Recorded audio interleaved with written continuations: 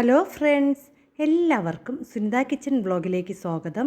ഇന്ന് ഞാൻ വന്നിരിക്കുന്ന ഒരു നാടൻ റെസിപ്പിയുടെ വീഡിയോ ആയിട്ടാണ് വന്നിരിക്കുന്നത്. ചോറിൻ്റെ ഒപ്പമൊക്കെ കഴിക്കാൻ പറ്റിയ നല്ലൊരു കിടിലൻ കറിയാണ്.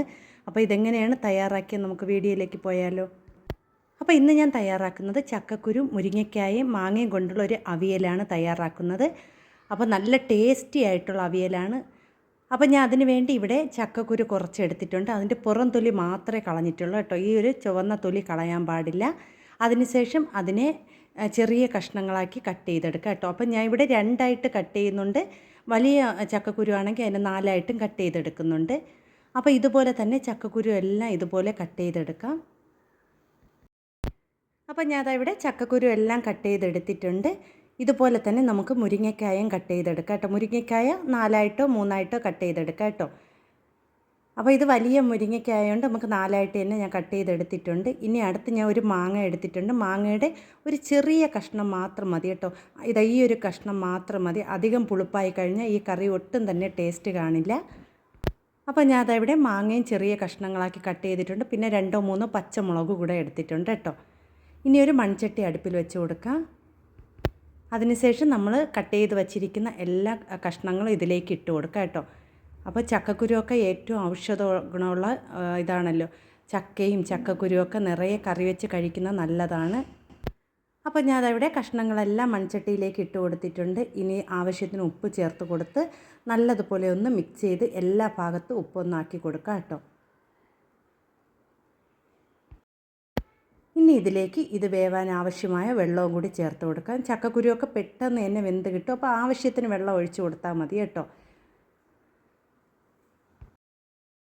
ഇനി ഇതെല്ലാം കൂടി നല്ലതുപോലെ മിക്സ് ചെയ്ത ശേഷം ഇതിലേക്ക് 1/4 ടീസ്പൂൺ അളവിൽ മഞ്ഞൾപ്പൊടി ചേർത്ത് കൊടുക്കാം കേട്ടോ. അതിനുശേഷം അതെല്ലാം കൂടി നല്ലതുപോലെ മിക്സ് ചെയ്ത ശേഷം നമുക്കിതിലേക്ക് കുറച്ച് വെളിച്ചെണ്ണയും കൂടി ചേർത്ത് കൊടുക്കണം കേട്ടോ. വെളിച്ചെണ്ണയും കൂടി ചേർത്ത് കൊടുത്ത ശേഷം നമുക്കിതൊരു 10-15 മിനിറ്റ് ആകുമ്പോൾ തന്നെ അത് നല്ലതുപോലെ വെന്ത് കിട്ടും. പെട്ടെന്ന് തന്നെ മുരിങ്ങയ്ക്കായും ചക്കക്കുരു എല്ലാം നല്ലതുപോലെ വെന്ത് കിട്ടും കേട്ടോ. അതിനുശേഷം ഇതിനെ മൂടി വെച്ച് നല്ലതുപോലെ ഒന്ന് വേവിച്ചെടുക്കാം. അപ്പം നിങ്ങൾക്ക് ഈ വീഡിയോ കണ്ടുകൊണ്ടിരിക്കുമ്പോൾ ഇഷ്ടപ്പെടുകയാണെങ്കിൽ ഒന്ന് ലൈക്ക് ചെയ്യണേ. എല്ലാവരും ഒന്ന് ലൈക്ക് ചെയ്യണേ. അപ്പോൾ ഞാൻ ഇവിടെ വാഴ ഇലയാണ് വെച്ച് കൊടുക്കുന്നത്. അപ്പോൾ ആ ഒരു ഇതിൽ നല്ലതുപോലെ ഇരുന്ന് വേവ് കേട്ടോ. നല്ല ടേസ്റ്റി ആയിട്ടുള്ള ഒരു അവിയലാണ്. അപ്പോൾ ഇതിവിടെ നല്ലതുപോലെ വെന്ത് കിട്ടിയിട്ടുണ്ട് കണ്ടോ. നല്ല നല്ല മണമുണ്ട് കേട്ടോ. ആ ഒരു ഇത് ചക്കക്കുരുവിൻ്റെയും വാഴ ഇലയുടെ ഒക്കെ നല്ലൊരു മണമുണ്ട്. അപ്പോൾ ഇനി ഇതിലേക്ക് നമുക്ക് അരപ്പ് ചേർത്ത് കൊടുക്കാം. അരപ്പ് ഞാൻ ഇവിടെ തേങ്ങയും ജീരകവും വെളുത്തുള്ളിയും കറിവേപ്പിലയും കൂടി അരച്ചതാണ്. അത് ഇതിലേക്ക് ചേർത്ത് കൊടുക്കാം. ഞാൻ പച്ചമുളക് നേരത്തെ ചേർത്തത് കൊണ്ട് ഇതിലേക്ക് പച്ചമുളക് ചേർത്തിട്ടില്ല. ഇനി ഇതെല്ലാം കൂടി ഒന്ന് ഒതുക്കി വെച്ച ശേഷം വീണ്ടും നമുക്ക് മൂടി വെച്ച് വേവിക്കാം കേട്ടോ. അപ്പോൾ വളരെ പെട്ടെന്ന് തയ്യാറാക്കാൻ പറ്റിയ നല്ല ടേസ്റ്റി ആയിട്ടുള്ള അവിയലാണ്. അപ്പോൾ നല്ല ടേസ്റ്റാണ്. അപ്പോൾ നമുക്കിതിനെ ഒന്ന് മൂടി വെച്ച് നമുക്കൊരു 10 മിനിറ്റും കൂടി ഒന്ന് വേവിച്ചെടുക്കാം കേട്ടോ.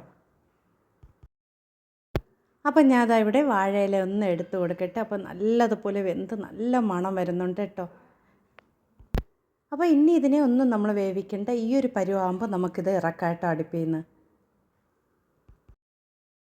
അപ്പോൾ ഇതിൽ അധികം വെള്ളമൊന്നും വീഴ്ത്താതെ ഈ ഒരു പരുവത്തിൽ വേണം നമ്മൾ അവിയൽ തയ്യാറാക്കിയെടുക്കാൻ. നല്ല ടേസ്റ്റാണ് കേട്ടോ. നമുക്ക് വേറെ കറികളൊന്നും വേണ്ട. അപ്പോൾ എല്ലാവരും ഒരിക്കലെങ്കിലും ഇത് തയ്യാറാക്കി നോക്കണം. നല്ല നാടൻ വിഭവങ്ങൾ. അതുപോലെ തന്നെ ചക്കയും ചക്കക്കുരുവൊക്കെ ഏറ്റവും നല്ല ഔഷധ ഗുണമുള്ള ഇതാണല്ലോ. അപ്പോൾ നമുക്ക് ഇതുപോലെയൊക്കെ വെച്ച് കഴിക്കുകയാണെങ്കിൽ കുട്ടികൾക്കും എല്ലാവർക്കും ഒരുപോലെ ഇഷ്ടപ്പെടുന്ന നല്ലൊരു അവിയലാണ്. അപ്പോൾ നിങ്ങൾക്ക് ഈ വീഡിയോ കണ്ടുകൊണ്ടിരിക്കുമ്പോൾ ഇഷ്ടപ്പെടുകയാണെങ്കിൽ ഒന്ന് ലൈക്ക് ചെയ്ത് സപ്പോർട്ട് ചെയ്യാനും മറന്നു പോവല്ലേ.